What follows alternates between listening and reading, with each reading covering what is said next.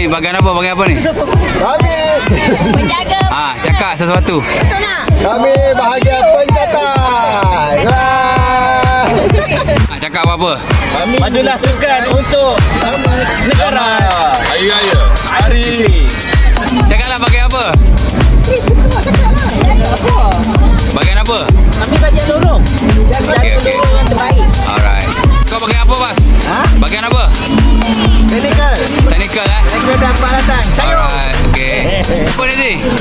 Okey, kawan bagian pelepah dengan Ustaz Nazar. Berapa Ustaz Nazar? Tak curi tulang Balik lagi lah. Aku masih sibuk je. Bawa sibuk, okey. Dek, cakap sikit dek. Sukan-sukan.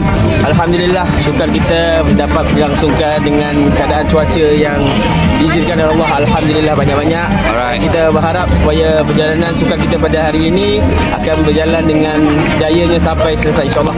Okey. Malam ni makan kambing ah. Insya-Allah malam ni kita akan makan kambing di Tembitan. Oh. Kelas guru-guru kita. Buat apa? Buat sibuk. Alright.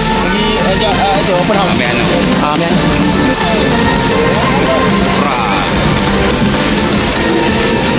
Tandingan mula-mula sekali untuk murid pra kita. Ini apa dia pun nak buat ni. Kita tengok saja. Cakap sikit. Ni nak main apa ni? Mainan sukan nikah. Jauh suara tak dengar nanti. Cakap kuat sikit. Sukan nikah prasekolah. Doakan mereka. Bukan nikah. Yalah main apa mula-mula ni. Tak boleh. Bukan nikah.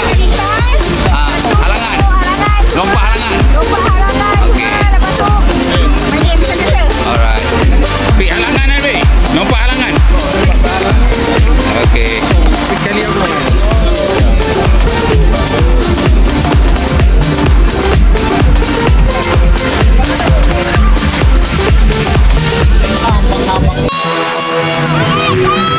Lari.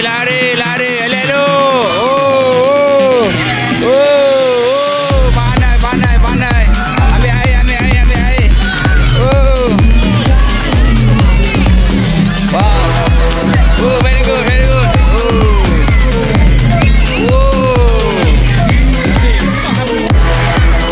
Lari lagi.